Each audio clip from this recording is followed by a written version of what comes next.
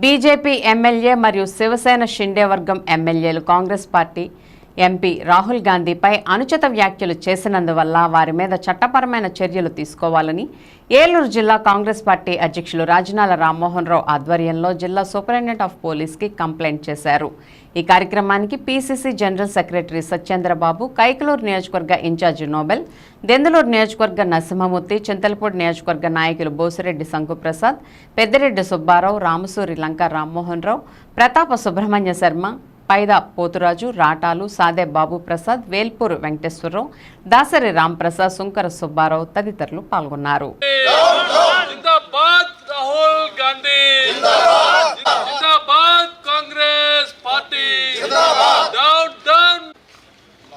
BJP నాయకులు అనుచిత రాహుల్ గాంధీపై చేసిన అనుచిత రాహుల్ గాంధీ నాయకత్వం నాయకత్వం కాంగ్రెస్ మోడీ అమిత్ షా రాహుల్ గాంధీపై అనుచిత వ్యాఖ్యలు చేసిన రాహుల్ గాంధీపై బీజేపీ నాయకులు చేసిన అనుచిత వ్యాఖ్యలు మోడీ ఏ విధంగా రాహుల్ గాంధీని ఇబ్బంది పెట్టాలి, రాహుల్ గాంధీకి యువకులందరూ కూడా ఆకర్షితులు అవుతున్నారు।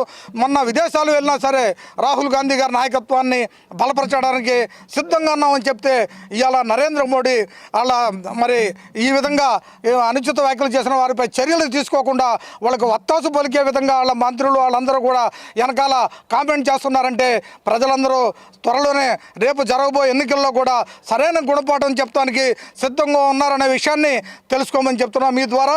ఇదే విధంగా మన కాంగ్రెస్ పార్టీ రాహుల్ గాంధీ నాయకత్వాన్ని బలపరచడం మేమందరం కూడా ఇవాళ ఈ రాష్ట్రంలో ఒకటే ధ్యేయంతో పనిచేస్తున్నాం। వైఎస్ షర్మిలారెడ్డి గారు ఏదైతే వాళ్ళ నాన్నగారు మన రాజశేఖర రెడ్డి గారు ఆశయం ఉందో రాహుల్ గాంధీని ప్రధాని చేయడమే ధ్యేయంగా మనందరం రాష్ట్రంలో కాంగ్రెస్ శ్రేణులందరం కష్టపడాలి।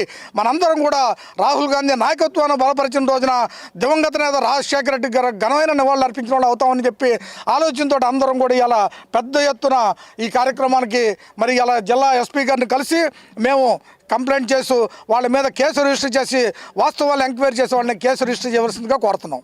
రేపు జరగనున్న 5 రాష్ట్రాల ఎన్నికల్లో బీజేపీ ఉనికి కాపాడుకోవడం కోసం మరి అమిత్ షా, మోడీల స్కెచ్ ప్రకారమే ఈరోజు రాహుల్ గాంధీపై బీజేపీ మరియు బీజేపీ మిత్రపక్షాల నాయకులు అనుచిత వ్యాఖ్యలు చేస్తూ ఆయన డిఫేమ్ చేసే కార్యక్రమంగా భాగంగా ఇదంతా చేస్తున్నారని చెప్పి మేమందరం ప్రజలకి తెలియజేయదలుచుకున్నాం। అదేవిధంగా వారందరిపై చట్టరీత్యా చర్యలు తీసుకోవాలి।